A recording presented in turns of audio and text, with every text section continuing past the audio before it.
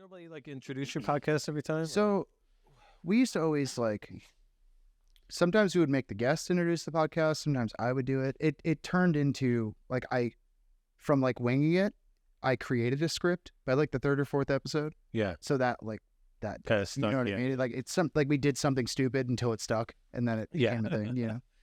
Yeah. I will say, spicy. it's a little. Yeah. Yeah. Yeah. I got a little. You gave him one? I got a little. Put a little going on top of my head, dude. Sauce on Yeah. shit. Yeah. You ever double them up? Do you have sides? I'm too scared, dude. Yeah.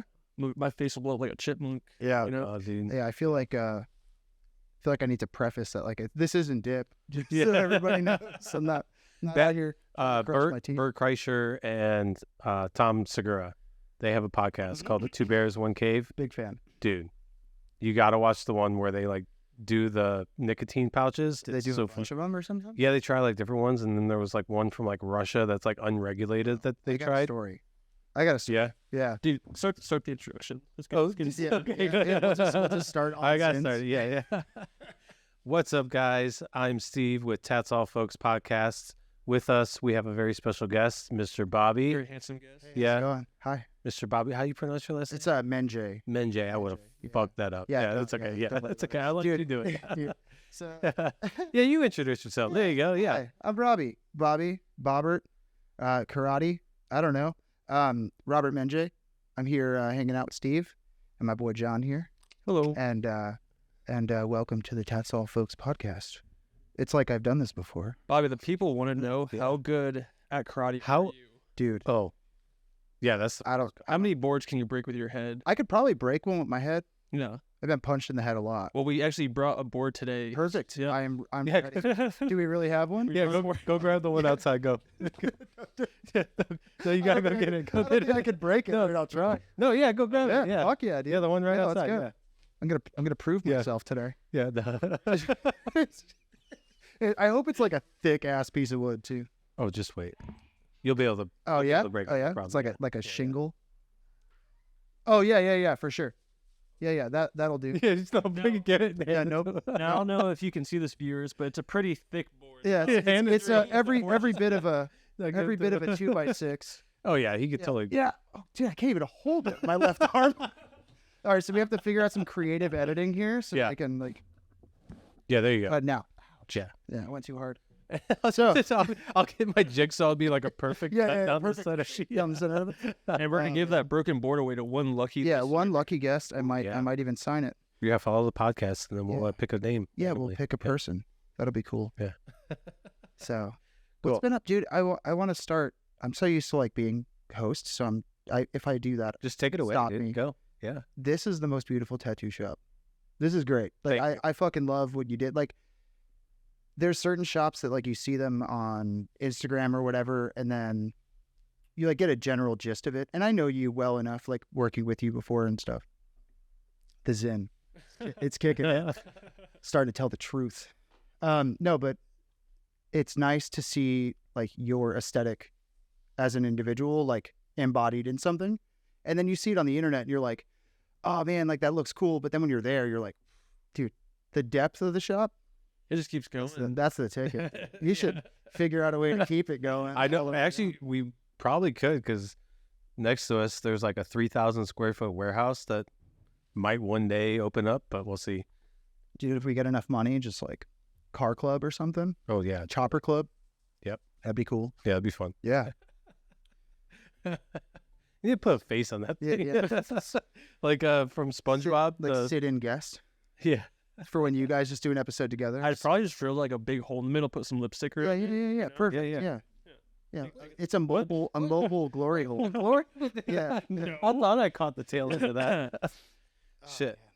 Yeah, man. How you been? I've been good. Yeah. Really good. I've been You all over the just place. moved shops? Yeah. Which is cool. You're at Classic now? Yeah. I'm a big fan. It's such a beautiful shop, dude. Yeah, I dude. love that shop. Yeah. The energy in there is really good. Yeah. That's why I stopped in there when I did. Still going to be working at Liberty. Still going to be working down there half the time. I'm kind of bringing that, because that's a regular Los Angeles thing Uh-huh. that I learned while I was there. It's Rick Walters did it for a long time.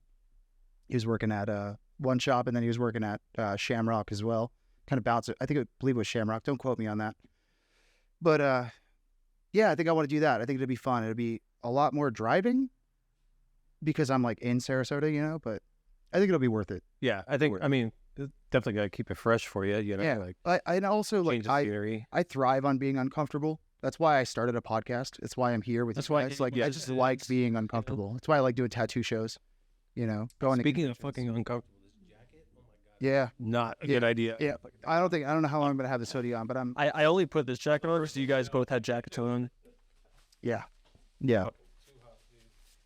We got Steve stripping. Steve's already taking his shirt off. We got Bobby breaking. Welcome to the boards. Welcome to the exclusive content. There it is. Yeah. Perfect.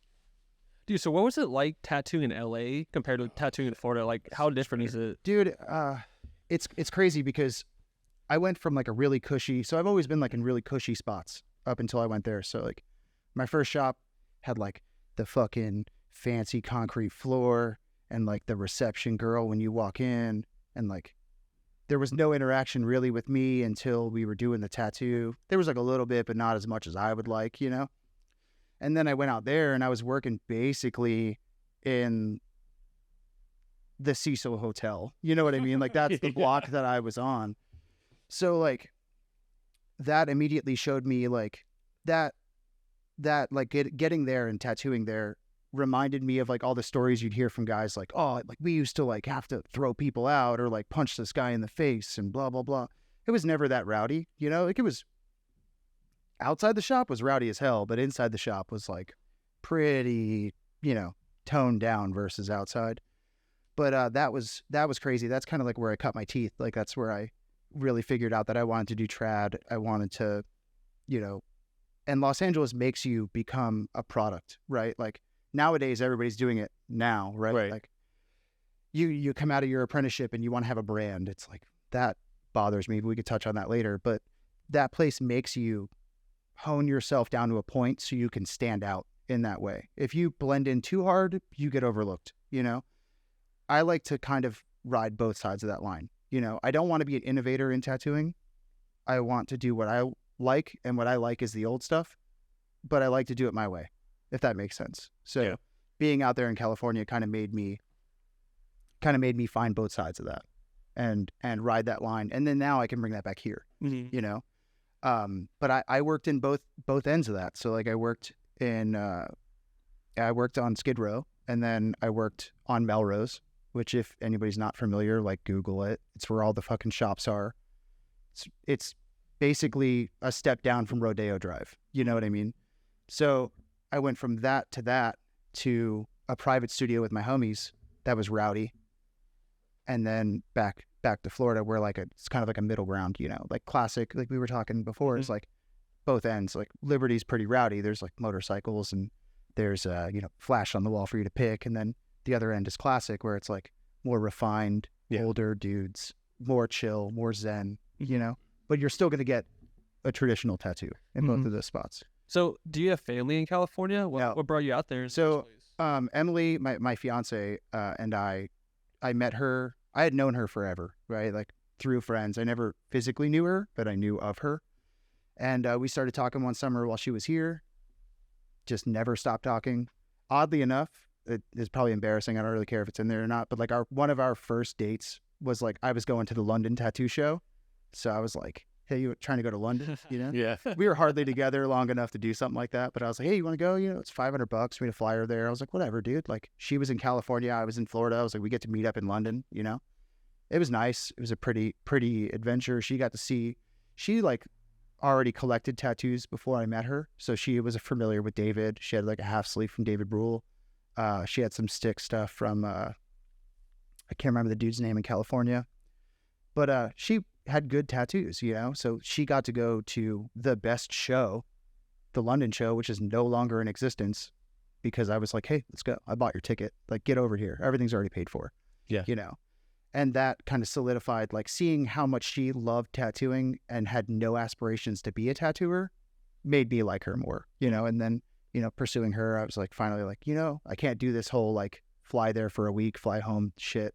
So I just moved there and I didn't know, I knew her friends, made friends, just kind of tattooed my way into wherever I wanted to be, you know, Yeah. which was cool. Do you feel like with all the shops, like working at 2 shops, all this traveling, do you ever find it's hard to have like a work-life balance? I think we were talking about that for a second before we got started, and I think people want to find a problem with their work-life balance. I think, at least, because it's a thing that's brought up, right? Like it's like a thing on the internet. People make reels and shit about it, and I've never had a problem. Like if you love tattooing, don't overwork yourself.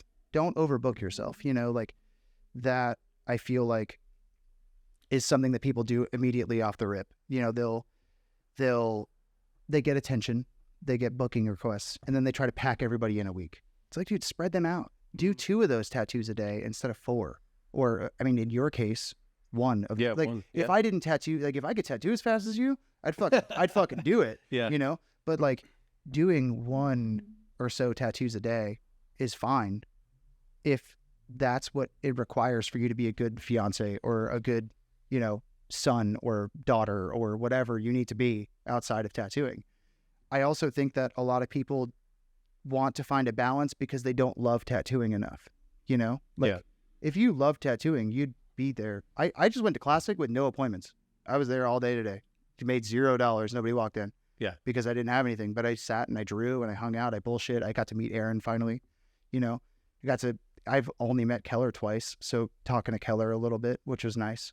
You know, we were talking about pen machines. He's, I don't know if I'm allowed to talk about that. He's on the cartridges. He's not on the pens, but he's on the cartridges. And we were talking about cartridges a lot. Yeah. That was cool. Yeah. I think with like work-life balance, for me, I do love tattooing a lot. So I always found myself in the shop when I wasn't working. I never had an off button. Like even in my off time, I'm drawing and painting. But like if you are a person that needs that balance, it's very easy. Just find a pattern that works for you.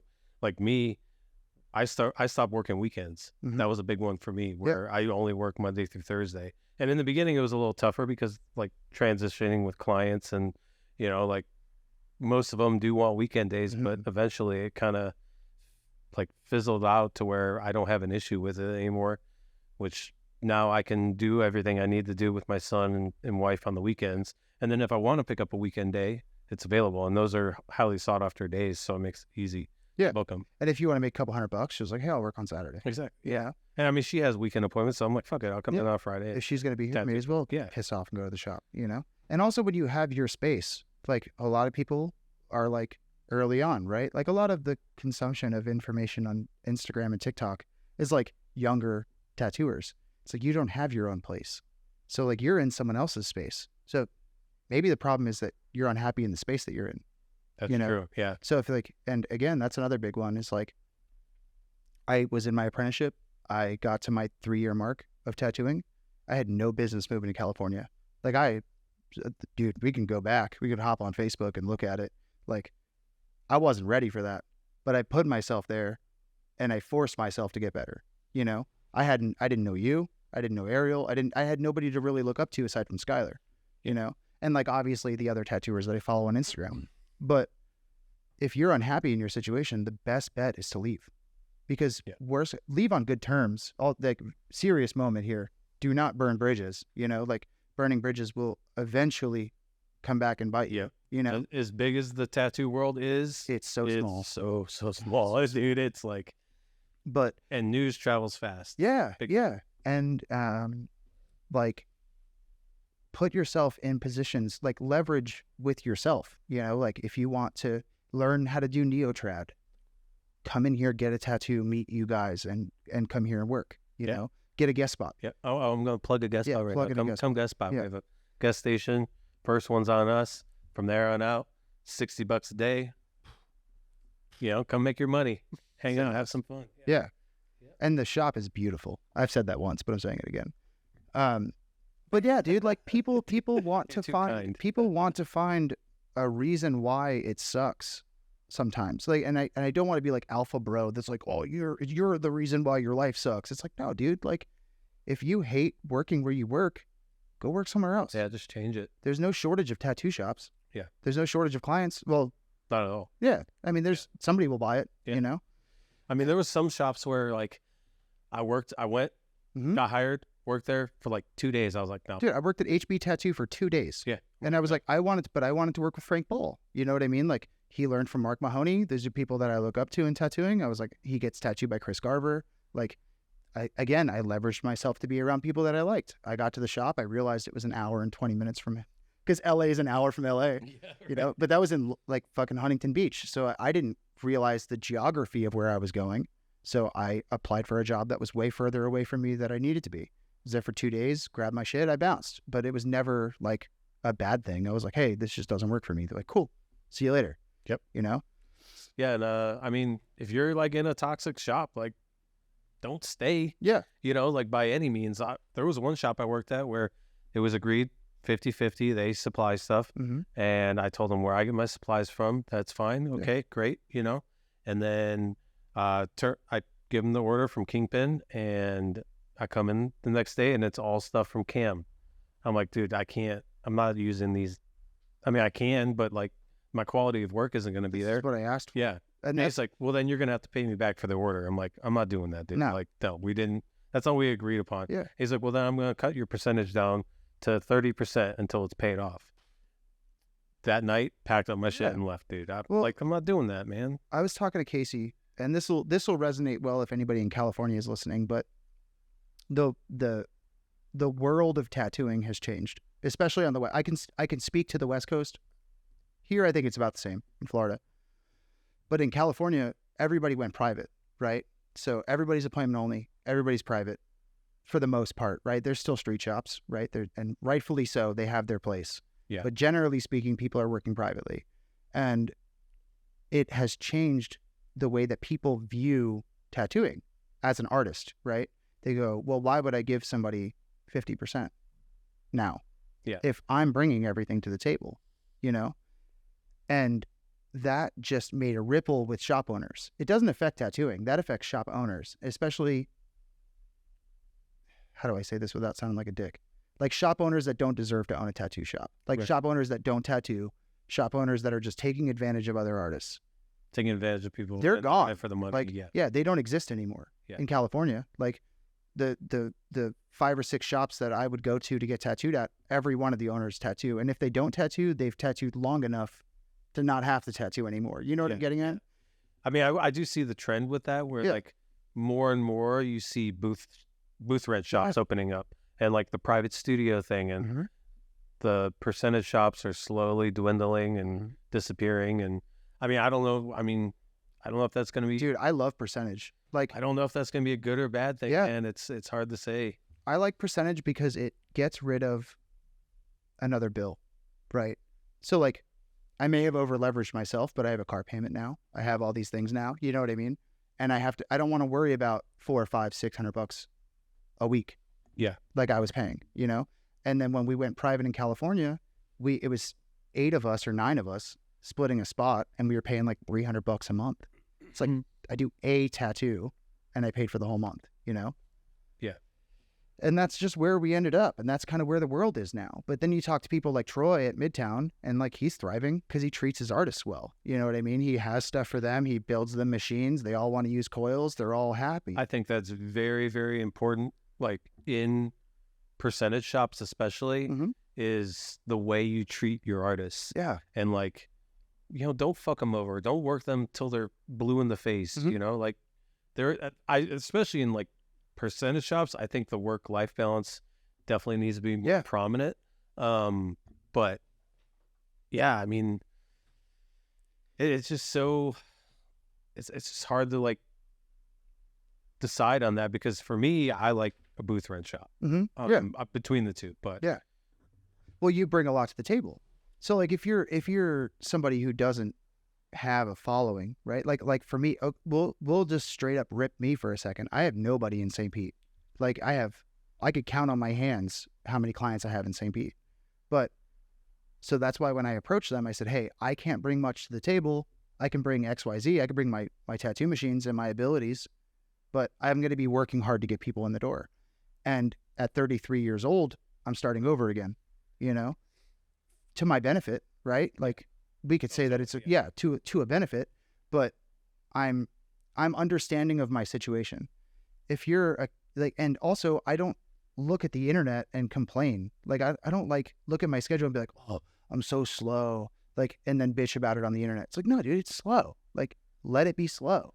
Yeah. Take it. Slow seasons exist, dude. Yeah. I mean, And for the better part of like 10 years of my career, it like September to January, like clockwork. Always It was, sucks. like, dead. And then COVID kind of disrupted all of that, right? Yeah. And then changed it. But now we're like back. It's crazy because it's like we're back.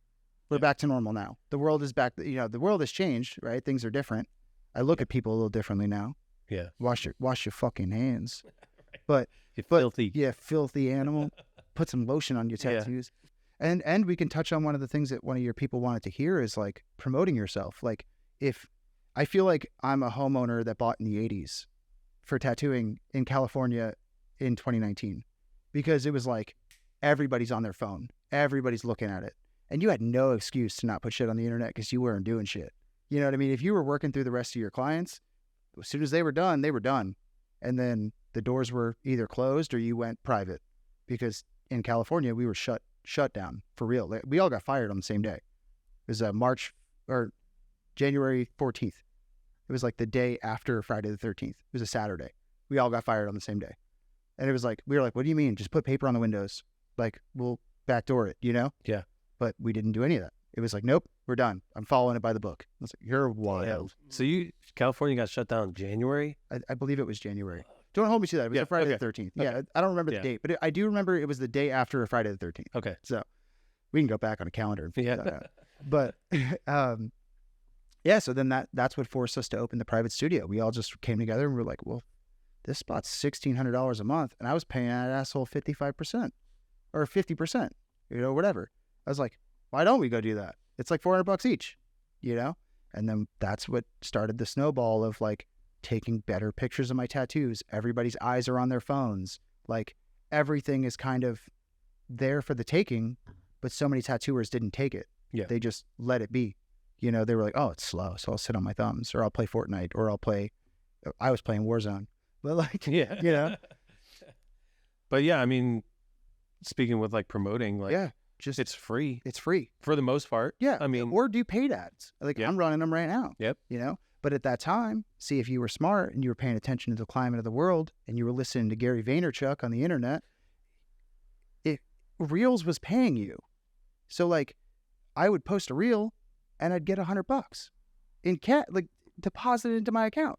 So like, I'd take that $100 and I'd put it into advertising. And then I would put more people on my page. I'd make another reel, make $150, put that in advertising. I never made $1 off of Instagram. It all went right back into my Instagram. And like, you can still do that, right? You do a $300 tattoo, do $150 in advertising. Yep. And then your next tattoo, you make $400, put $200 in advertising. If you got enough money to live, you know, yeah, keep getting. I mean, it works. Yeah. You know, I probably every week, every other week, I'm dumping I'm running an ad, and Yeah. And I will say You know, it's way worse than it was now. Like $20 used to get me like 10,000 impressions. Now $20 gets yeah, me, definitely like you know, yeah, 5,000. yeah, definitely You cut know? back. But that happens with everything. Google AdWords was the same way, but we're old enough to know that. A lot of the younger tattooers don't know that stuff, you know? They were running ads on Google or Yeah. Facebook even. It was before Instagram was huge. I mean, I'm not that old, but Instagram was a thing, but you couldn't run ads on it. Yeah. You had to use Facebook. Plus, too, like with the younger tattooers that did come in around 2019, 2020, they didn't really experience slow seasons like No. all of us did. I just had a this is conversation really about like their first one, and I think it's affecting them harder than, say, us, We were. you know, Yeah. like back in the day, because we were told that this is the norm, like Yeah. this is what's going to happen. Everybody used to always say, from January to February or January to April, save your dollars and then use that to skate. So the first third of the year, save that money for the last third of the year. And then you would just do that again. And it's the same as the Facebook ads. Yep. Save half your fucking money. And not only that, save 30% for your taxes, because a lot of people didn't know about that either, you know? And then you get into the real world and you got to pay taxes and you're like, you know, not all of us can skate through with a shady tax person. Some people want to buy a house, you know? Yeah, right. But, and like, what was the other? Oh man, I had something else on that too. But yeah, it's like, oh, that's what it was. So I was talking to somebody the other day and they same example. They started tattooing 2019, and they were like, people are quitting tattooing, which to me blows my mind, right? Like I couldn't imagine being happy doing anything else. I was miserable until this, you know?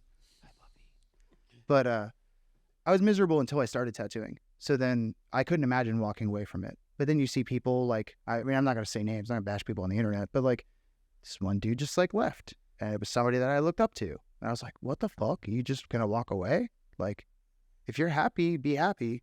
It bums me out, you know, because I liked your stuff. I'd love to have gotten tattooed by you. But if you're gone, you're gone, you know? I know you can't like force someone's hand. Yeah, you know, I get it. But at the same time, like, I love tattooing too much to like just throw in the towel. But also, like, there is a side of tattooing. It's like, it's a depressive life sometimes, you know? Like, I find myself disconnected from my wife on occasions. I find myself preoccupied with the forward thinking, right? Like, I'm very guilty of a lot of forward thinking. Like, I will do everything that I do with intention of doing something else. And I try to find, like, that's where my work-life balance is like, stop looking so far ahead and focus on what you're doing now, you know? Because I think a lot of people, the end goal is to have, you know, 10,000 followers or whatever, or whatever it is, whatever their goal is, which like, is silly. Instagram, like the numbers game, like, I hate that people care so much about it. Like, just let it flow, let it happen organically. Like, the fact that you're stressing yourself out over however many likes you get or however many followers you get when this guy has that, it's like, everybody's going to grow in a different way, you know? Obviously, take what we're saying with, like, the promoting. That helps a fuck ton. Helps a lot. A lot. What? What are you doing?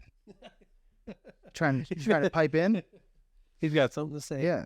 But, you know, just, like, you can't be hard on yourself when you're not growing at the same rate as the next guy. Yeah. Because that's just not how tattooing works. Well, also, sometimes you can, like, logically look at it. Excuse me. You can logically look at it and say, okay, I have, 12,000 or whatever.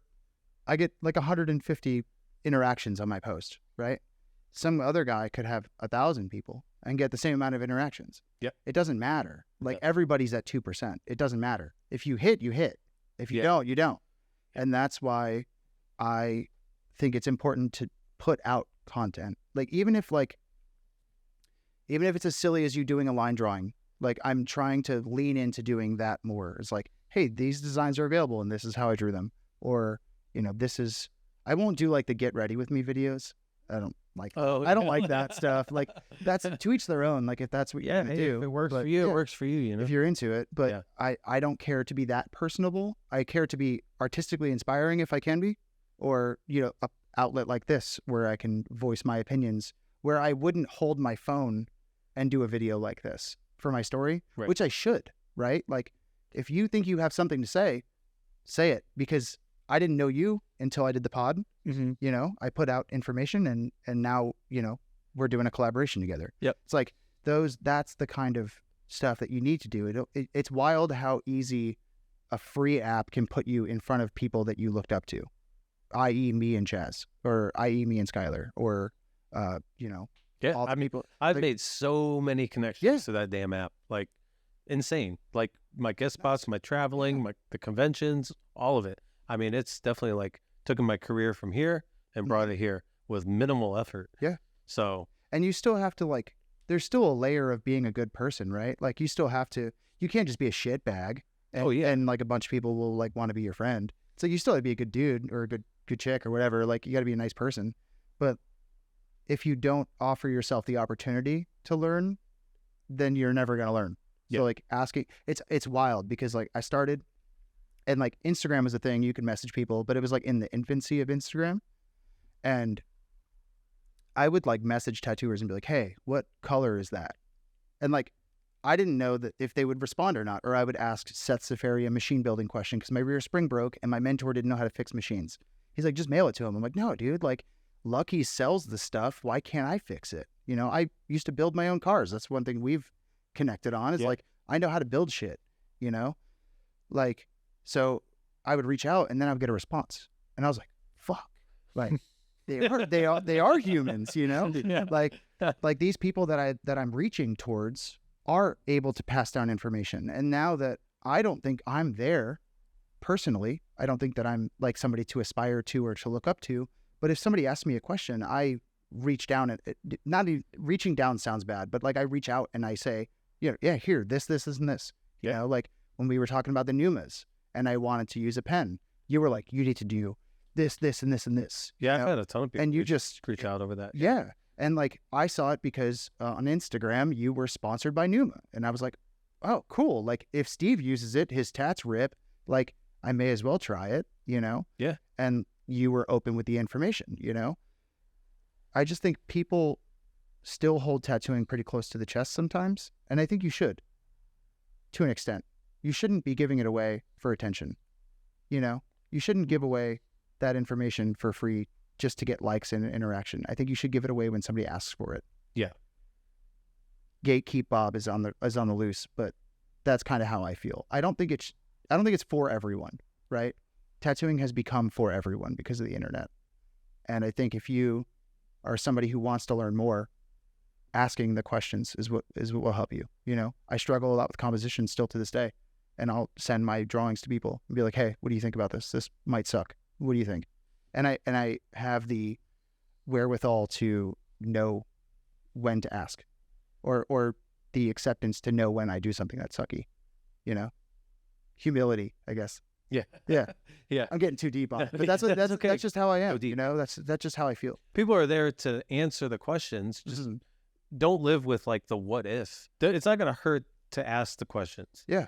You know, and if you don't get a response, you don't get a response. I've asked many artists, you know, what do you think, or how do you do this, or what color, and I don't get a response sometimes. Other times I do, and it's great. Yeah. I will even say, like, I mean, if it comes down to spending money to get the information, I've done that too.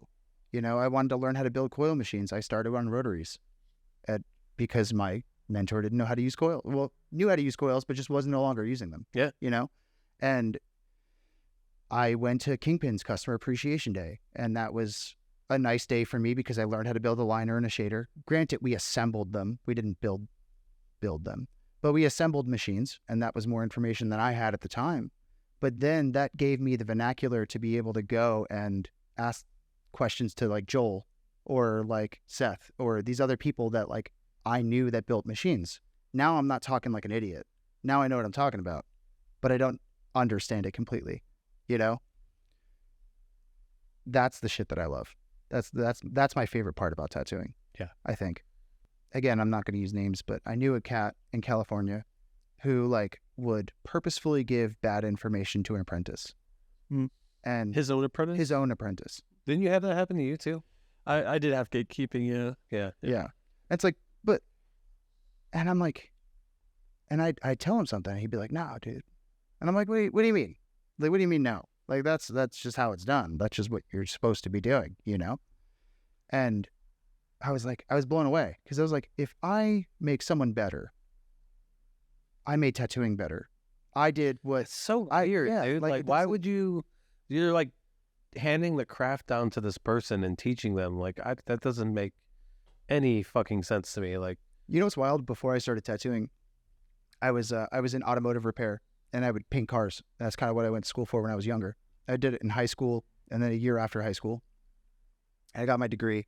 And we were refabbing cars at our house. We had a 40 by 60 garage, and we would paint cars and do all the motor work and stuff there.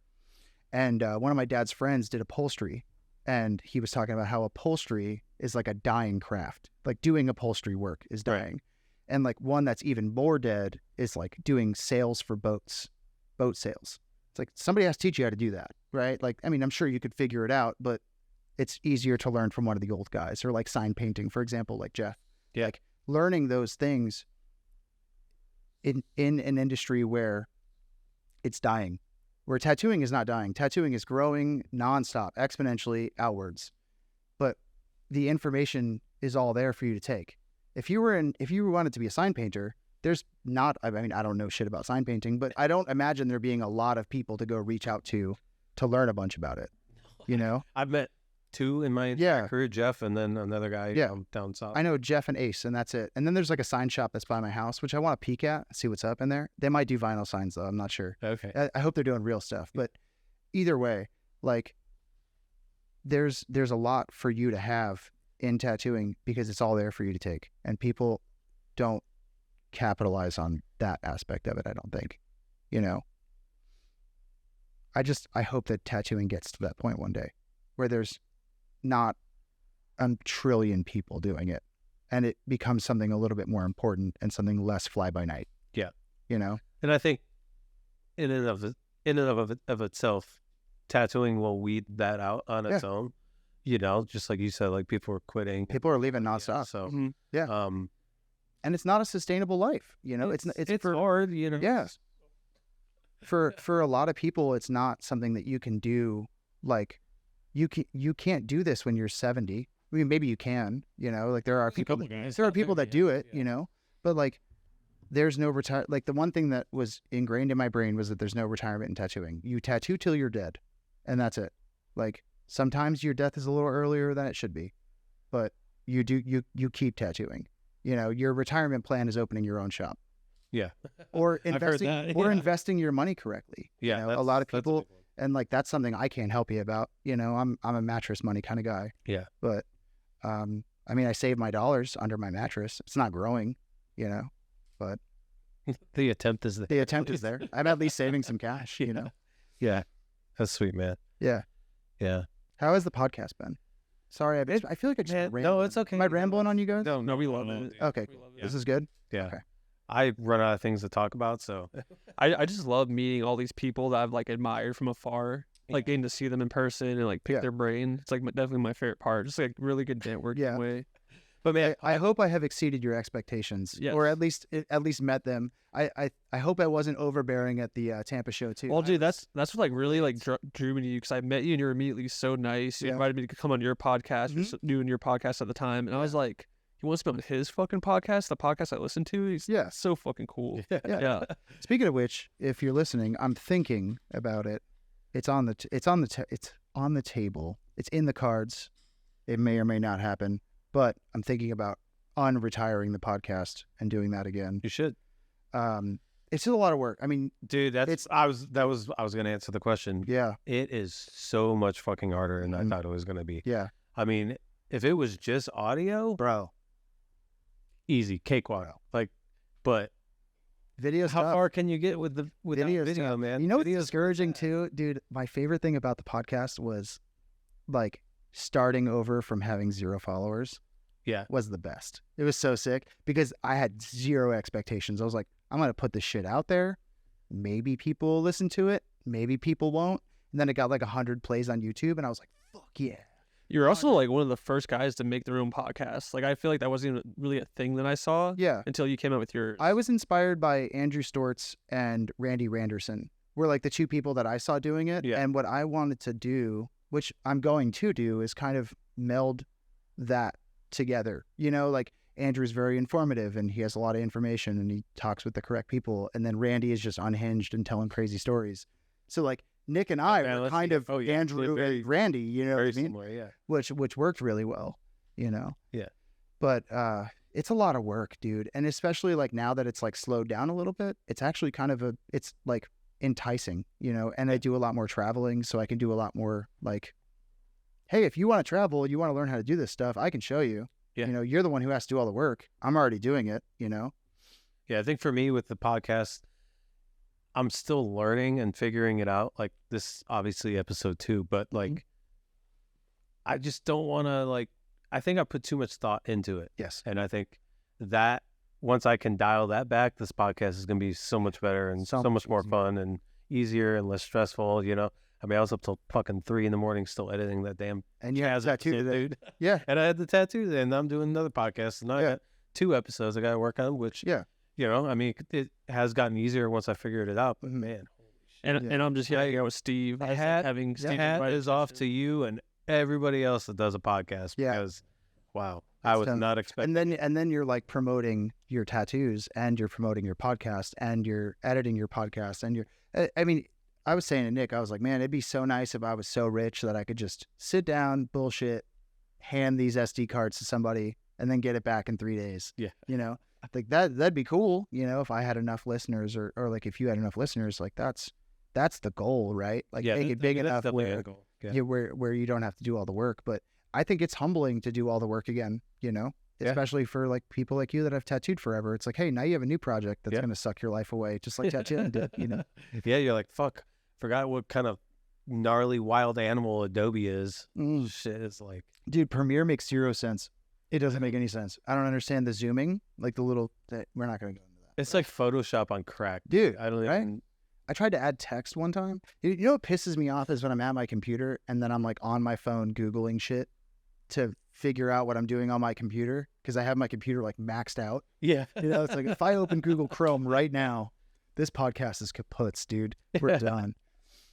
But yeah, I hope it's good. You know, I'm like honored that you asked me to be on here, and also I'm stoked to hear what Chaz had to say because our episode with Chaz was bananas. It was like 3 hours long of oh my gosh, yeah. The more we drank, like the longer the podcast got. Is crazy. Yeah, we had to cut it off because man, we ended up talking about aliens.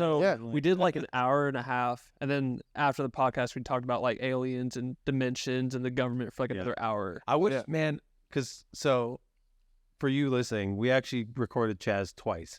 I fucked up, didn't hit the recorder on the first episode, and so we had to redo the whole thing. And I wish there was a way that I can get like somehow get that back, but there's just no way. Dude, we filmed an episode with Adam Dudding one time, and it was just the perfect episode. Like, we got done, and I just was like, "Fuck, dude, we did it!" Like that's how fucking I don't know a successful podcaster, but like that's how I felt with the first episode of Chaz. We're like, dude, there's one nailed it off the gates, and then the computer's like, "Oh yeah, fucking watch, hold my beer, dude." Hold my beer. Yeah.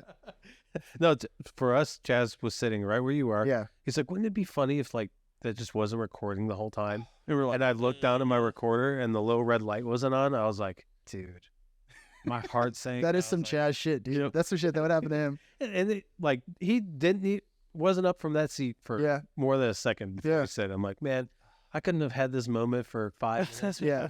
Should have made that joke when we first started, brosies. Yeah. We would have got everything. Yeah. Yeah, man. How you liking St. Pete? St. Pete's cool. Yeah. Trying to get used to downtown. Yo, shouts out to Classic for having parking because that shit rules. That's awesome. I don't have to pay for parking. No. But for now, it might change. But for now, I don't have to pay for parking. Yeah, Electric Gold down there. We did have a parking lot, and then it got taken by a hotel, which, you know. Are they putting a hotel there? Yeah, that big like hotel that's right next to it, next to Bodega. Yeah. They're redoing the parking lot. No, it's a... Oh, that's... It's a 15-story hotel. Right? Dude, you know what's crazy? They did like the WWF shit or WWE stuff the other day, like the Royal Rumble or something. The Royal Rumble, yeah. I heard that. I heard this from Ryan that they sold every parking space in the Trop. Really? Every single, like, you know how many spots, parking lots are out there. Every single one was full. Wow. Well, I want to say like 44,000 people showed up to that. It was like the biggest event they've ever had. Insane. Yeah, that's crazy. That's cool. It's insane. Yeah. And then they did it again in Tampa the next night or something. Yeah. It was at Amalie. Okay. Yeah. I thought it was crazy. I was like, that kind of stuff happens in our backyard. I've never been to a big wrestling show. I've done like the smaller like backyard ones where like they rent out like a school gymnasium. Yeah. And they're like smashing each other with chairs. And it's like 6 hours ago there was a bunch of 12-year-olds in here. Yeah. Like, I went to WrestleMania in Miami. I think I was 20, so it was 2000. Yeah. Yeah, sick. Yeah. Wait, 2000. No, Dude, I was 10 in 2000. 2010. Jesus. 2010, I went to WrestleMania. Yeah. Speaking of wrestling, I remember that. You gotta tell everyone on the podcast your Hulk. Okay, so I grew up in a trailer park, so I grew up loving the WWE. I loved like the Attitude Era. I used to like wear the T-shirts. I used to like wrestle my brothers, throw each other on the bed. And me and my friend were playing hooky from work before I was a tattooer, and we stopped at the Hulk Hogan store in Orlando, and it just opened. There's like news crews outside. It's like a big event, and I walk in and it's fucking empty. It's just me, my buddy, the workers, and like this news reporter. And I go up to a worker and I go, does Hulk Hogan ever come here? This is the Hulk Hogan store. And he points in the corner, and in the corner, I'll never forget, it's just Hulk Hogan standing by himself in front of a table, markers and no line. Like he's bored, doesn't know what to do. We don't know what to do. I am freaking the fuck out, dude. I'm like looking him up and down. I remember everything about him. I remember his legs. Like he had very like veiny legs that were like perfect cylinders, no definition. He was wearing like a jeans, shorts, Hulkamania shirt. Dude, every detail I remember. And the store itself was like his underwear that was signed, coffee mugs that was signed. It's just like a Hulk Hogan like fanatic store. So so I want to go talk to this guy. Obviously, this is like my hero. but I'm so fucking scared. Like, this is Hulk Hogan. This is the Hulkster. Like, I don't want him to drop me on my head, dude. So I try to build the confidence by walking around the store to, like, work my way up to him. And, dude, I'm so fucking awkward. I'm so creepy. I'm, like, staring at him. He's, like, trying not to make eye contact with me. You're, like, peeking around, like... Oh, dude. I'm like... yeah. I'm like foaming at the mouth, dude. I'm, like, shaking. I'm so excited. Music is playing. And there's, like, this young girl that was in the corner. So it's just just us and her. And I'm looking at these shirts. And he goes, oh, those make great sleeping shirts. And I go, thank you, Hulk. And he looks at me like a weirdo because he was talking to the girl. He didn't even want to pay any attention to me. So he's looking at me weird. She's looking at me weird. And I say, fuck it, dude. I'm going to make a beeline for Hulk Hogan. So just the three of us, I start walking straight up to him. He looks at me, turns around, goes in the back, shuts the door, doesn't want anything to do with me. No way. And dude, from that day on, I've had like a vendetta. I drive around Clearwater looking for him. I hear he does karaoke. Yeah, I'm just waiting at his bar or whatever. Yeah. Yeah. I'm like, do you remember me, dude? Yeah. If you ruined my childhood. By some miracle, Hulk Hogan, you watch this podcast. If that happens. I'm coming for you, Hulk. I'm gonna throw you through a fucking... Oh my God, that's not where I was going. I was just say, come redeem yourself. Oh, no. Come redeem yourself. Sign Jonathan's pop doll. I bought him. Yeah. Dude, I saw one day on Facebook that, because I'm from Northport, Florida, and he was at the 7-Eleven in Northport, and everybody was taking pictures with him. I guess he was a really nice guy then. I don't know. I mean, this was right after I was in high school. I mean, he's got the bar in Clearwater now. Yeah. And I think he's there every once in a while. Yeah, I heard he's there like all the time. There's a bunch of wrestlers around here. I just tattooed a guy that works at a bar who says Ric Flair's like a regular, comes in all the time, does like the woo, hits on the girls there, shows pictures of his penis to everybody. Dude, I remember. I got a story. Yeah. Fucking Ron Jeremy used to go to one of the bars that we would go to all the time. He got kicked out for like doing some fucking creepy ass shit like that. Yeah, just showing everybody his dick. Then he got like sexual assault claim, and now I think he's in jail. See, I feel like when you're like a porn star like that, you're like, it's all I have to offer. All I can give you is a picture of my dick, and we can talk about it. Yeah, ugly. Yeah, ugly as shit, dude. He's like the ugliest porn star in existence. Yeah. That's why I like him. Is he just makes the girls look so pretty, or like compared to him. Yeah. He just elevates them.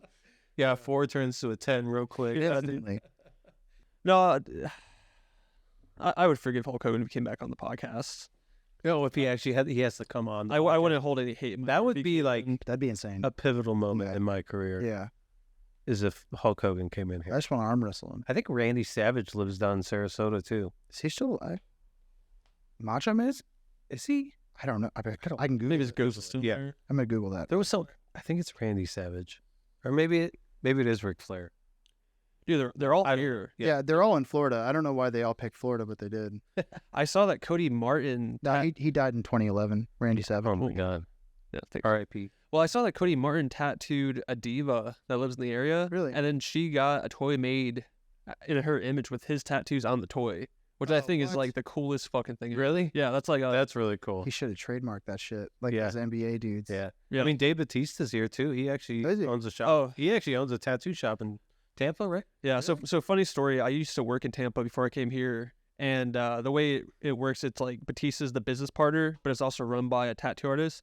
And they actually tried to snake me from the shop I was at to go work there. And you didn't go? Well, I just started at this shop in Tampa, and I was like, the only way, right. The only way I'll work is like, I got that win. Yeah. Give me 5 minutes alone, Batista. Maybe I'll come work for you. But I don't even think he really shows up there. I think you just go in there. It's just posters of him everywhere, pictures of him everywhere. I did see him one day when I was working a night owl, like on the Bayside Road. Yeah, he was on his Hayabusa. No shit. Yeah, I was right next to him at a red light. Yeah. I look over, I was like, he's in the Guardian of the Galaxy movie, right? Yeah. Yeah. Well, so my sister-in-law used to work at like a med spa where they would like thread eyebrows and do all that kind of crap. And he would go in there and get his eyebrows threaded, like him himself. Yeah. Really? Yeah. So I'm like, all right, that's cool. Yeah, you have my card. Yeah, bougie. Yeah. I just feel like when you're that scary looking and that jacked, you just do whatever you want. When your Speaking of your sister-in-law, I cannot believe she met Keanu Reeves, dude. Yeah. Like, my wife. We were just hanging out, and she's like, Bree just met she's in the elevator with Keanu Reeves. Yeah, she's in the elevator. Took a picture with him. He looks so sad and he always looks sad. Yeah. Your wife met She used who? to make his coffee all the time. Keanu's. Really? Yeah, because she worked at the Starbucks on Hollywood and Vine. So Okay. like him and Sam Elliott, old dude mustache, Big Lebowski narrator. Oh yeah. Ooh, that's cool. Yeah, she got to meet him too. That's really Yeah. cool. Yeah. Famous people are like a dime a dozen out there though. I met Action Bronson. That was pretty cool. He's like 5'5". Yeah. Yeah, that's crazy. Did you bring it up to him? I have to be honest. I don't know who that is. Action Bronson? Yeah. He's a rapper. Oh, It okay. doesn't really matter. Yeah. Okay. I'll look him up later. Yeah, I got to see Maddie Matheson in person too, which I thought was cool. I don't know why I care about that kind of stuff, but I do. I'm always It's cool. Yeah. You're like, I laid eyes on that. yeah. I got to look at Maddie. Yeah. You know? Also, famous people don't know the quality of a tattoo. You know, Why is Like, that I don't such know. a thing, dude? I don't And they pay like big ass Yeah. bucks for that stuff, man. I did have one client, Gashi, is a good friend of mine. Well, not good friend of mine now, but like we've interacted a bunch on the internet now. I did a couple tattoos on him, and he was really sweet. He had all good tattoos. You know, he would go to like Romeo Lacoste, which I'm not a huge fan of his work, but He does like a lot of those like famous fine line, you know. like fine line famous tattoos, which I think is cool. His stuff all looked great. You know, I did a trad eagle like right next to a bunch of fine line black and gray That's awesome. because he was like, I don't care. He's like, just put that eagle on me. I was like, all right, man, say less. But Yeah. that's pretty much the extent of me. It's just Gashi, Yeah. which he's a really sweet dude. Dude, that guy. We were in the old shop, man. It was like 600 square feet, 700 square feet. That dude would make that room so small. Like he'd just come in, just like, what's up, motherfuckers? He'd have like a bag of some You're shit, involved like, even if you don't want to dude, be involved. yeah, everybody was involved. He'd fucking talk to everybody. It was great though. I like people like that. I like people like that in small doses. You Yeah. know? I had a couple coworkers like that where they just light up the room, and like they're great, but you got to take your breaks. You know. Yeah, it's like in moderation. Yeah. So what else? Well, man, where are we at now? What are we? How much time are we at? We are at an hour. Are you shitting me? Yeah, we already had an hour, dude. That's went by. We was in. Yeah. Where where the spilling salts at? Oh my We can do god. it. The last time I did one, I threw Can you up. bring us smelling salts? Smelling salts? I told you that That's gonna be like our signature at the end of sign-off. every podcast we punish the guests. Yes, for coming here. I don't know. Who knows? They're probably up front on the counter. Dude, one time we did an episode, and I was like eating food the whole time. And I didn't even realize that I was doing it. I was like just eating like I don't remember what it was, but I had to edit that episode, and I just scrapped it. That's the only. Just chewing the whole Yeah, time. I was just like, nah, dude, this Eating the whole time. none of this was worth it. It was just. Hey, I it was mean, you like, could have really reached out to like AS. Yeah. dude, Well, you it was know. bad. I couldn't even focus. Man, here we go. It's just Safe ammonia, Tech right? ammonia towel Yeah. for all your passing out needs. Yeah, Have you ever had guys like pass out on you in the middle Oh, of a tattoo? Any I had scary this dude stories? like I had somebody pass out and piss their pants and shit their pants. But you know what's weird? Like I've had kind of all walks of life pass out on me, but for whatever reason, it's always the biggest fucking dude This that dude passes was in a out. gnarly black metal band. Yeah. It's like I don't know what it is. He was a But- brutal motherfucker, and he had a bad time that day. Is that the guy that shit his pants? Did you Never had finish that. Did you finish that tat? Fuck yeah, I did. I Yeah. sent him across the street. He cleaned himself up, and then we sent him across the street to the swap meet, and he fucking I'm gonna read the instructions before I do this. Oh, this is the new stuff. This is Yeah, it's not like the one you it's not the cracked. bean. No, it's not the bean. When he picked anymore. it up, I was like, oh. Ammonia But it's still, towelette. it gets the job done. But yeah, we sent him to the swap meet. He got some new clothes and finished his tattoo. That's tight. Yeah, that's pretty cool.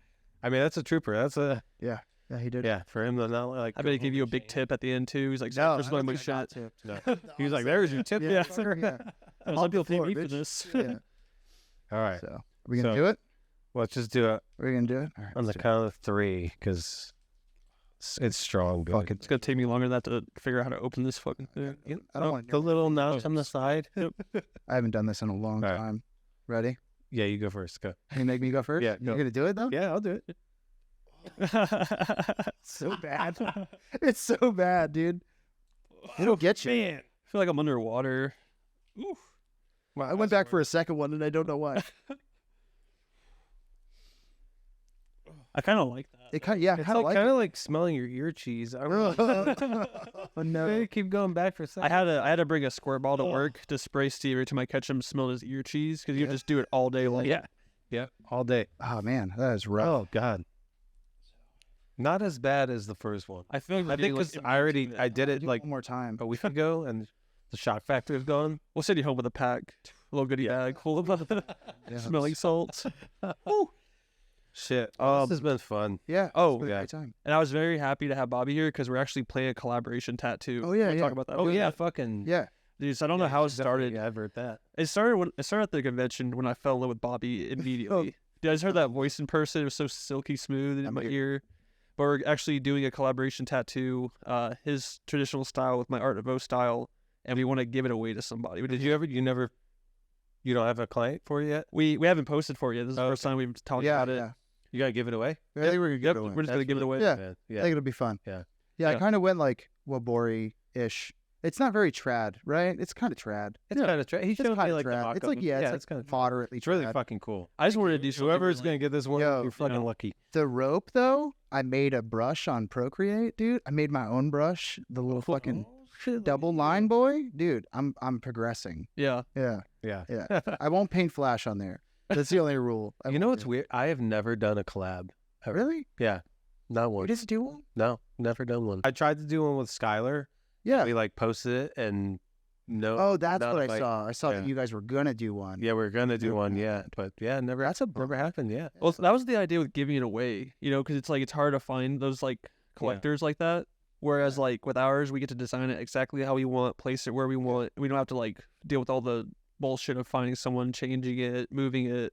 Yeah. I'm trying to figure out if we're going to be able to do this tattoo design at the same time. I don't think it's going to be worth it. I think it's going to be better. Most people I've seen like the do them that like you'll do your line work, then you'll do your line work, then you'll do your black, bounce back. Yeah, and yeah. forth. Yeah, just make like a 'Cause- fun chill day. Yeah. Unless you're doing like a fucking back piece, it's gonna be impossible to be in like all of them Yeah. at the same time. So. I think it'll be fun. It'll I'm be excited. I've actually the only collaboration I've ever done was like I blacked someone's arm out with someone else. Oh, Like, so we both Yeah. were just doing it just to get it done faster. But never have I ever like designed something. Like, it was kind of funny too, because I could send shit to clients all day long, but I was like, should I even send this? This kind of sucks. I was like, I hate this. And then I was like, I'm gonna send it and see how it feels. And I was like, That's how I okay, felt. like a little bit of reassurance. And I was like, all right, cool. They're like, oh, I love When I sent you that first sketch, I was just waiting for you to like send me a voice message back, just berating my drawing. No. You're like, No, it was great. It was all there, and also it's like, for what I do, it's pretty cut and dry. It's like, oh, it's a skull with some bones, cool, like some rope, some skull and some bones. But then when I was done, I was like, I don't know, I think I overdrew, like trying to find the line between how much you've drawn and how much I've drawn. I was like, I think I need to reel it back. That's why I was like, yo, if you want to change the rope, because I feel like I went way overboard with it, But we'll find the. That's what's cool about the collabs when you're like doing it the way you guys are doing it, where you're sending the drawing back and forth. It's only gonna get better. Yeah, of course. So that final design is, I mean, not that I it's gonna tattooed that flow way, but really there was well. that. Work really well. It was that Lux Altera guy and Jeff Gogway did a big collaboration together, and I watched the documentary about it. And Jeff is like, I will never take away, I will only add. And that's kind of just what I kept saying in my head is like, I'm not taking anything away. I'm just going to add to it. Just keep adding to it. And then you can strip back whatever you want to strip back, and I can strip back my own stuff, find a balance between what works and what doesn't. Yeah. So when are you guys going to do that whole giveaway thing? I think we should just post the line drawing. Yeah. I think I'm just going to post the line drawing. Yeah. Yeah. Did you finish it? Pretty soon. I'm I pretty got close. my line work done today. Okay. Yeah. Fuck. I mean, there's still going to be alterations, I'm sure. Yeah. But we're like almost there. Yeah. I think it's cool too because it's like postcard shit. It's like, I send it to him. Like a pen pal almost. Yeah, it's back and forth kind of. Yeah. Yeah. Pretty cool. I'm just really excited to see like you work that close in person, like see like how you approach it, how you like run your lines, how you shade it. I feel like it's gonna be like a really good like learning exercise. I think I'm going to learn some stuff too because I don't blend color, so it'll be nice to see someone blending color. I think that was one of my favorite things about working with you. Yeah. It's like, trying to not be overbearing, but being like, oh, what are you doing over there? Yeah. Because I love it, dude. I love giving out like Yeah. advice and tips and having people watch me. I know like that's the thing that I wasn't always comfortable with, but once I kind of broke that ice, it was much easier. And I think working at Hart and Huntington definitely helped that. Not to like switch the whole podcast around and become the host, but can you talk more about working there? Yeah. Because I think that'd be really interesting. I would love to. I mean, I would love to hear it. So when I started there, I had a buddy of mine who's a mutual friend with Jimmy Litwalk who was like, "Don't do it." Mm-hmm. I was like, "Well, I'm small town, like it's a good opportunity. There's some like heavy hitters there. Like, I just have to get my feet wet. Like I don't want, going back to the what if thing, like I don't want to like not do it and then be like, fuck, I missed an opportunity. Yeah. So, where was I at with that fucking? You don't want to miss an opportunity. Yeah. So I just did it, and I was like, well, if I don't like it, then I'll just quit and work in another shop, you know? So, I was there for like 3 years or so, maybe 4. But it was a lot of fun. You know, I met a lot of cool people. All the artists there were phenomenal. I will say it made me realize I don't like corporate tattooing, because the owner, it was the first shop I worked at where the owner wasn't an artist. Mm-hmm. And, that was a little tough for me.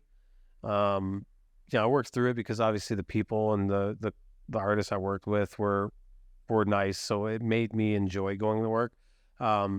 Working in a theme park had its fucking, it had its benefits, you know, like finish a tattoo, or if you were like last in rotation, go ride a roller coaster, come back.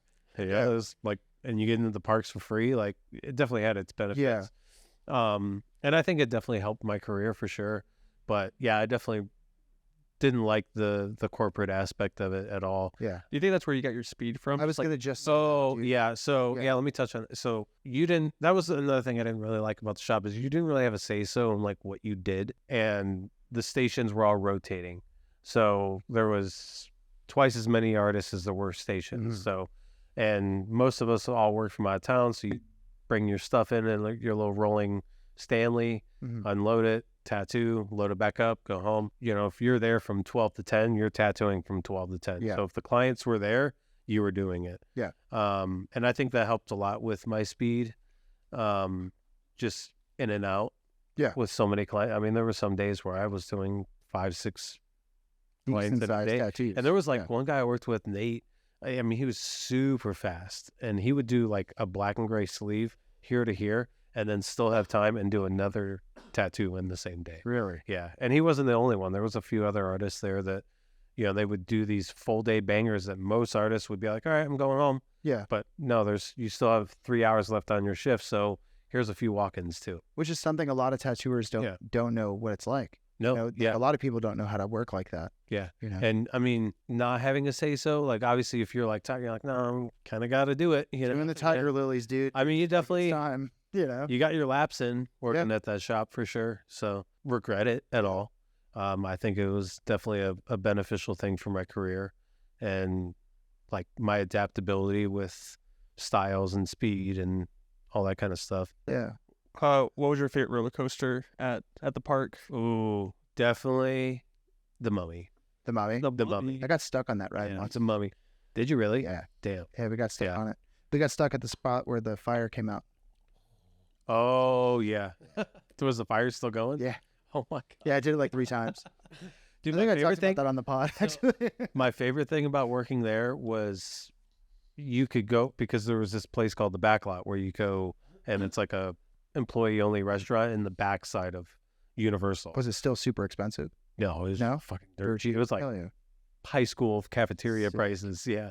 But you would have to walk through the park to go there, and it's open past when the park closes. So there were times like where me and a couple of the guys, we would like go walk through Diagon Alley at night with no one else in there. Oh, and it was such like a surreal, cool experience to be able to do that. Can you elaborate on how people were going to the park and then they ended up getting how, if you're a client, do you have to pay to get into the park and then get tattooed? No, you don't have. So it's in City Walk, which is free. So yeah, so I mean, physically in the park. It's not physically in the park, no. But you would have to pay for parking unless you got dropped off. I heard it's like new. They're opening it at Disney. Are they? That's what I heard. I don't know if that's true. I guess there's going to be a tattoo shop. Cool. I mean, that's really progressive, because back when I was working there, it was like you couldn't have visible tattoos, you couldn't have facial hair, all that stuff. But yeah, man, it was so cool to like be able to go through that stuff like at night. Yeah, like with no one else in the park. Main character moment for you. Yeah, I do have a dirty little secret that I'll admit. So there are companies that like rent out the park, and they like close the park after hours, and they like set up buffet tables, and they open the rides to these employees. What? And like all these people are dressed in normal clothes. So us and some of the artists, we would like we would go through the guard gate and go in there because we're going the back lot, and then we would just cut off and go ride the rides and eat this food that people had like catered for their event. That's so funny. Dude. Yeah, I guess they're opening a shop in Magic Kingdom. In Magic Kingdom. In Magic Kingdom. Crazy. Yeah. That's really crazy because that to me is like the strictest park because like they don't allow, there's no drinking in there. And I feel like it's like the most family like friendly one. If anything, I would think they'd do it in like Disney Springs. You would think so. Yeah. Yeah. They should do it in the water park. Huh? Yeah, in the water park, like the Blizzard Beach or whatever. Oh yeah. Little tat shop. Go ride a slide. Go ride a slide, yeah. Yeah. Get that thing nice and juicy and then right? Get it nice and gross. That's how I feel about cruise ship tattoo festivals. I'm like, how's this thing not gonna get infected afterwards? You're in the sun all day, you're in the pool all day. You're getting tattooed, yeah, and then like everything that's fun about a cruise ship is taken away from you. Yeah, but I mean, they're still gonna do it. Yeah. Yeah. Oh yeah. Yeah. Yeah. I always thought it'd be sick to have like 6 or 7 tattooers, like more people than that. Try to get as many tattooers as you can. Everybody go on a cruise, but not tattoo. Like just bring some machines to do some, you know. Totally. Yeah. I mean, wireless tattooing allows that. Wireless tattoo pens. There's so many artists I see they're like tattooing on the side of a mountain. Yeah, dude. Yeah. That's what I want to do. Yeah. I saw the shop. I was in Canada. The guy was like, you know, I'm a sucker for business stuff, even though I'm not like a businessman. I just like that mentality of working. You know? Yeah. And this guy was like a closer for his tattoo shop, and he would like, people would call in or they'd email in or whatever to get an appointment with these artists that are working 3 days in a row. And you would book all 3 days in a row and get like a back piece in 3 days. And I was like, that's pretty interesting. You know, they would do like, I can't remember what the number was astronomical, right? That's what turned me off to it. It was like 3 days in a row, you should be compensated as an artist. Like, I agree. It shouldn't be the price of a Tesla, you know? Yeah. Like, it shouldn't be crazy like that. But I was watching this video and I was like, man, they are like pumping up the appeal of like it's not only getting a tattoo anymore. It's like getting a tattoo here. Yeah. Oh yeah. Like, they make it like an experience. It's like, yeah, it's like a thing, you know? Yeah. And I just think that's going to be a sub market or a sub genre of tattooing. Is like I mean, we've always had LA Ink and we've always had Hart and Huntington. We've always had these places that like the regular people outside of tattooing don't know that that's like an option. But there's also like this guy who's been ripping tattoos over here forever that can do the same thing, you know? Yeah. It's like you're paying for where you're getting tattooed. Yeah, that was one of the things that was at that shop was the number is just a little crazy to me as far as like what they're charging people. But people are going to pay it. So it's like, man, the craziest thing they had was this Carey Hart black ink. It was like this special ink that the carbon from it, he did like this burnout with his motorcycle, and they scraped the carbon and like put it into these special bottles, and they were selling a single ink cap, 16 ink cap for an extra $500 on top of the tattoo, and people were fucking eating it up, dude. I'm sure they were like, you know, it was like, I would this Carey Hart. I had that kind of money. I mean, especially if you're a Carey Hart fan, like. I mean, what can be cooler? You're coming to Hart and Huntington and getting this thing. Yeah, I was like $500, dude. That's fucking crazy. But again, like sometimes I'm like, man, I should charge for Sanoderm. I'm like, this shit's expensive, kind of. Or like, I think about that kind of stuff. There are like, shops that, I mean, there are people that do that. Yeah. Sell the after. I mean, technically, when you look at it, it is an aftercare. Yeah. So it's no different than charging the sell after ink. I did try that. I would do it for like 1% of the total price of the tattoo. So it only, come up to like $4 or $5 each time. Yeah. But then like I'd make my money back for the whole wrap after like 2 tattoos. And I was like, I don't want to charge any extra. Yeah. The only thing I started doing was I would start charging people in California. I did this a lot is I would charge people $20 to do Venmo because I wanted cash. Yeah. It's like, if you want to do Venmo, give me 20 extra bucks, and that discouraged a lot of people from using it, which got me my cash. And if they didn't, I got my fees covered, $5-6 for every tattoo you do. I mean, it's a write-off at the end of the year, but it's still like it adds up. But Vaseline too, like that shit's expensive. And for a little while there, you couldn't even get it. Yeah. People were selling bottles on eBay for like $150. The day I had to go back to using stencil stuff too, when Dettol wasn't available anymore during COVID, I was so bummed. Damn, Dettol couldn't get it. I even went to like the Asian markets or like the the import markets. Yeah, nobody had it. Damn. Yeah, man. speaking of COVID prices and COVID gloves, I was saying it. Worst. fuck, What's the most you spent on a box of gloves? $32 Mine for was, one box. I paid $500 for a case of 10 Wow. during Yeah, COVID. that's a lot. Yeah. $500. That's So it's ridiculous. Yeah. I mean, even now, like the price went down a little bit, but It's like still like what? Like $100 $100 for $100. Yeah. so Blackwork Supplies, who I have a sponsorship with them, and their cases are like $80. Yeah, that's Which- not bad. Pre-COVID, it was like $60 for a case. Yeah. I'm not. And too also upset about that. to account for inflation. Yeah. You know? I mean, I much also better like than companies here. $500. Jesus Christ. Dude. And that was like secondhand because I couldn't get it. Yeah. You know, I physically couldn't. Kingpin wasn't shipping, or you couldn't go to Kingpin. Yeah. Like at the beginning when COVID shut down. So it was like, well, I'm not gonna call Jimmy and be like, hey Jimmy, mail me a fucking box of gloves. You know, Right. like ship them from Florida. But yeah, that's the most I spent. COVID was weird. It was cool until it wasn't cool. It got not cool like 2 weeks in Yeah. for me. Yeah. Well, you were here. You were here the whole time. So you guys only had. Oh yeah, 2 California, weeks. dude. It was weird. It hit It was different over there. Yeah. Yeah. I feel like it was like just 1 month here. I was only out of work Yeah. for like one. So it was we're back. It was like 2 months, and then it was like, nope, we're good. Yeah. Yeah. It's We're like, open. nah, Yeah.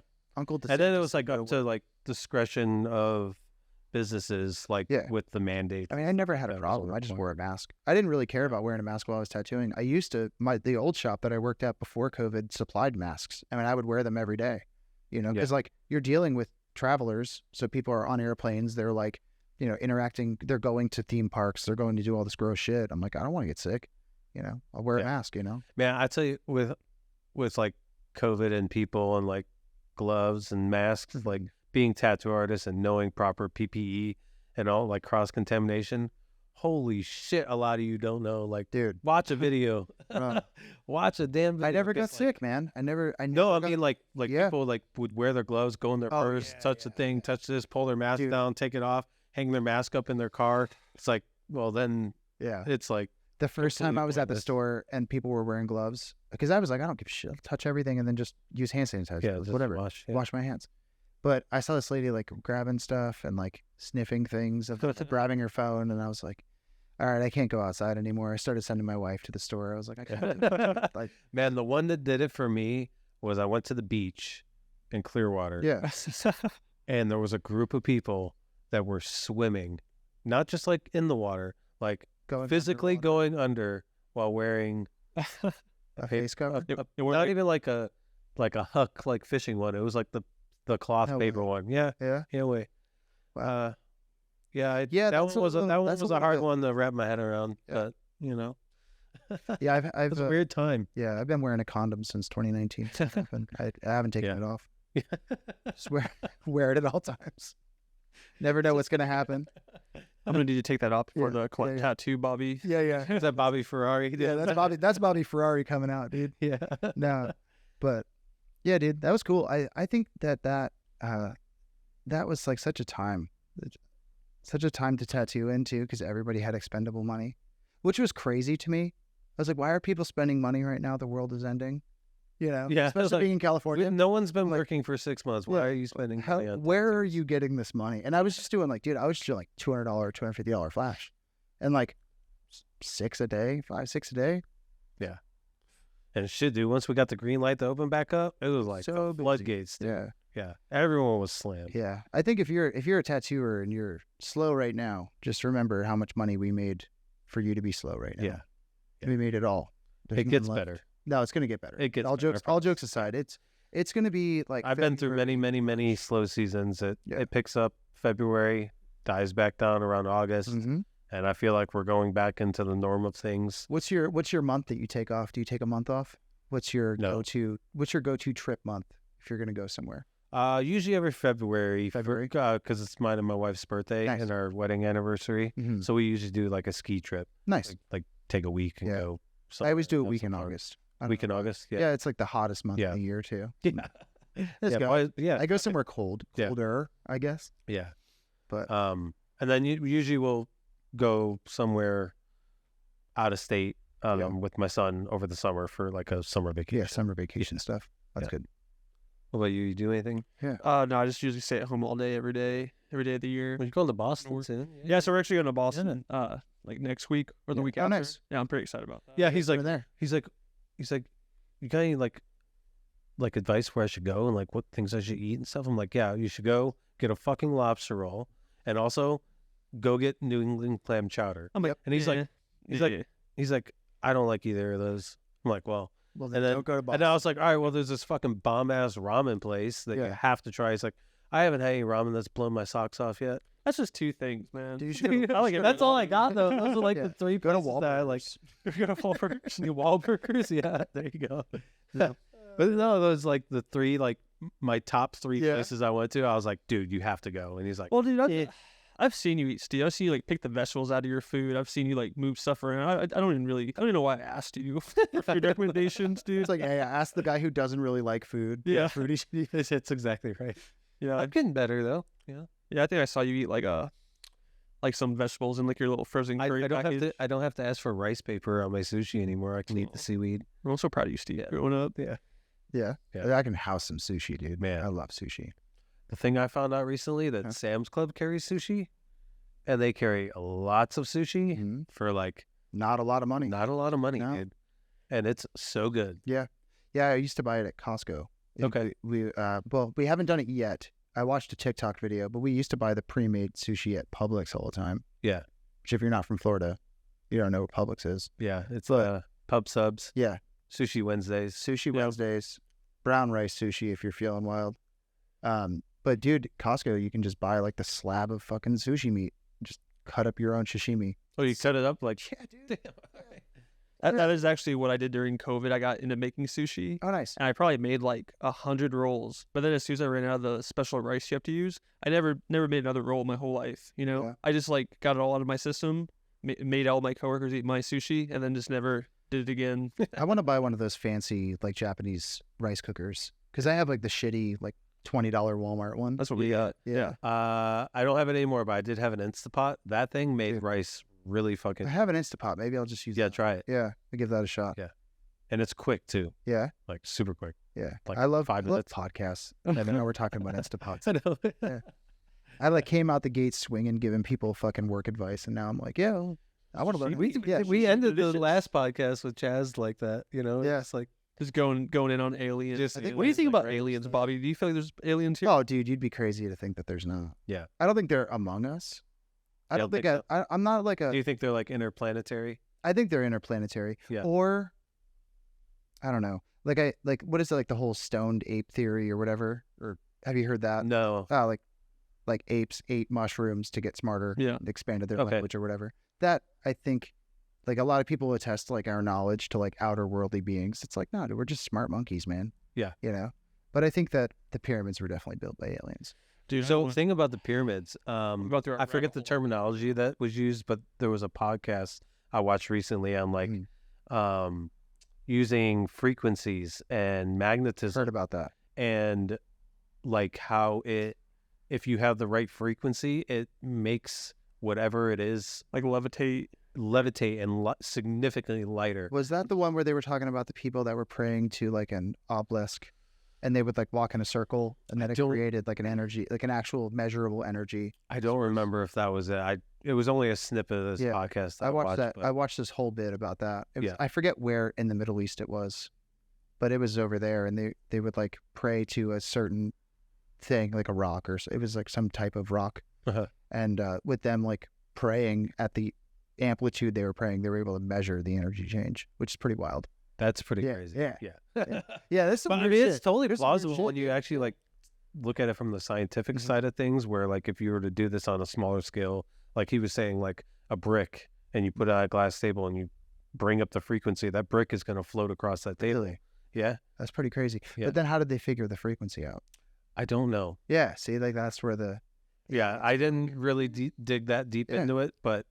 Yeah, I'm definitely going to because that sounds. I mean, it all sounds so crazy. Yeah, I think tattoo shops and conspiracy theories just hand in hand love each other. Yeah. I mean, we're in our fucking heads all day. Yeah. You know, for 6 hours. How could you not believe that Bigfoot's real? Oh, you know, dude, you got him on there, dude. There he is. Why? Speaking of like Bigfoot and aliens and everything. Why does every video in existence look like it's taken with a fucking potato? Dude, Like, it's because we have 4K fucking. Yeah. Dude, that's just alien Bigfoot interference. You know, he doesn't want you to get him like on camera. Yeah. And he just like I did see. Actually, there was a thing video. with the Bigfoot where they're talking about like how disappearances in like state parks in the wilderness like coincide with like people disappearing. Bigfoot sightings and like talking about like parallel dimensions where like Bigfoot could possibly be from an alternate dimension. Like a Demogorgon. Yeah. Yeah. Huh? Yeah. I wouldn't be mad at that. I like wouldn't be mad at that yeah, either. I'm mad Yeah. at that theory. Yeah. That's how he's so hard to catch. You Yeah. know? I did see a video though. It's probably an altered video or like some, because it's so hard to tell. Yeah. You know, but like this, it was a ape-like creature that like picked a whole tree up with its hand, and it's a long fucking from like the pivot point, right? Like not from the middle, from the end, and holds it straight out. And I was like, and then throws it afterwards, and I was like, that's fucking Bigfoot, dude. You can't change my mind, man. Man, you know what sucks though is like CG. Yeah, and like so good. It's so good Yeah. now. Like you can do this shit on your phone now. What's insane is we're an hour and a half into this, and none of us are even real people. You're just watching an AI created video right now. This isn't even what my voice sounds like. You're gonna wake up and Yeah, wake up, wake up. 3. What is that Eric Andre bit where he's like nightmare, nightmare, nightmare, nightmare? Oh man, I've fallen down the rabbit hole though. yeah, I don't know. I could do it. I mean, We should definitely come back and like do like an episode of just conspiracy. You got to do one where you get the videos up there. Yeah, I know. Send it up. Yeah, beam it up to the beam it up, Scotty. Yeah. Yeah. I need to. Yeah, Cool. Shit's wild. Well, should we wrap it up? Yeah, wrap it up. Cool. Well, dude, this has been Dude, thank you a so lot of much fun. for having. Thank you for coming in. Yeah, thanks for hanging out. It was a I'm lot really of fun. excited. Follow me on Instagram at Bobby Karate if you'd like to. We're going to be posting about that collaboration probably tonight, maybe tomorrow. I don't know. Whenever we get the line work done, we're on Tattooer time, and it's going to be a free tat. So Yeah, give us all a follow on the Instagram. Yeah. Also follow Bobby's podcast, Tuff Luck. Yeah, just the Tuff Luck Tattoo Podcast. Tuff Luck Tattoo Podcast, right? Mhm. I always fucking mix that Yeah. up. But I'm going to be doing, I think I'm going to go like a YouTube route too and do some vlogs and stuff. I don't know. Cool. Follow me on Instagram. Ask me some questions if you have any, and support these cats because they're doing something really rad over here. Thanks, man. Yeah. We're trying. Yeah. We'll get it one day. Yeah, you got to figure it out, man. This is only day 2, so. Yeah. I'm surprised because Physically. when did you film Chaz's? Like a few days ago? Fucking week ago. A week ago? So Yeah. are you trying to do a week? Yeah, I'm gonna try to do a week, but we'll see how You're going to do a week, see. 3 episodes, and then you're going to do We'll it for see. 2 weeks. Yeah. That's exactly what I did. I'm going to do once. I have a lot. I think I'm going to do once a month. ambitious. Yeah, once a month. I think I'm Yeah. going to do once a month. I That's think cool. I'm going to do shorts in between and just do an actual pod once a month. But Sweet. yeah, man. Hell Thanks yeah. for having me. Well, this is so much fun. Yeah. All right. See ya. All right, guys. Later.